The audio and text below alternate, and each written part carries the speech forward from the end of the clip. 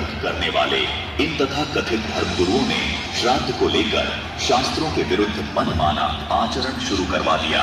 वैसे ही इन्होंने मनमाने आचरण के तहत व्रत और तर्पण भी शुरू करवा दिए। दर्शकों, अब आपको ये जानकर भी हैरानी होगी कि क्या वास्तव में व्रत करना भी शास्त्र विधि को त्याग कर मनमाना आचरण ही है, क्योंकि खंड रामायण में भी स्पष्ट लिखा है कि जो मनुष्य अलग अलग तरह के व्रत करता है उनकी क्या दुर्गति होती है।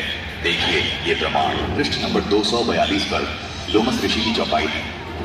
उसमें लोमस ऋषि बता रहे हैं कि उन्होंने 1000 वर्षों तक एकादशी का व्रत किया और अंत में मक्खी का जन्म लिया। सर्वप्रथम इतवार का व्रत किया, उससे चील का जन्म मिला। मंगल का व्रत अनेक प्रकार के रूपों में रहा, उससे मुझे सूअर का शरीर मिला। उसके बाद तीज का व्रत किया, हरणगधे का जन्म लिया।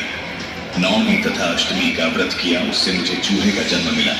इसके बाद अनंत चौदस का व्रत किया, उससे मुझे ऊंट का जन्म मिला।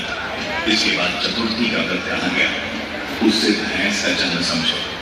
और नाना प्रकार के व्रतों का ऋषि ने पूरी तत्परता से पूछा, फिर भी मुक्ति नहीं प्राप्त की। यहाँ पर साफ तौर पर देखा जा सकता है कि लोमस ऋषि ने व्रत करने से मुक्ति तो छोड़ो, बल्कि चील, सूअर, कुत्ते, चूहे, ऊंट और भैंस के जन्म बताए हैं। दर्शकों, व्रत न करने का समर्थन गीता जी भी करती है। देखिए गीता जी से ये प्रमाण पवित्र गीता जी के अध्याय 6 के श्लोक 16 में प्रमाण है कि हे अर्जुन, योग न तो बहुत खाने वाले का और न बिल्कुल न खाने वाले का तथा न बहुत शयन करने के स्वभाव वाले का और न सदा जागने वाले का ही सिद्ध होता है।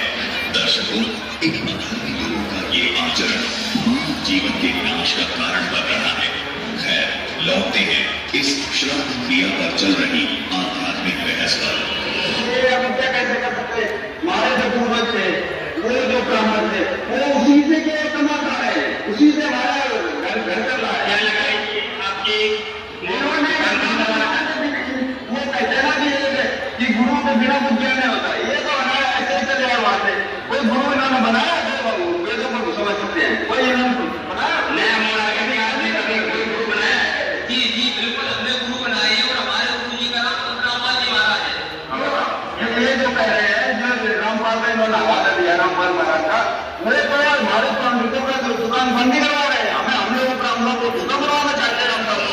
दर्शकों, इस श्रद्धालु ने इस कर्मकांडी ब्राह्मण का पर्दाफाश करते हुए कहा कि आप भोजन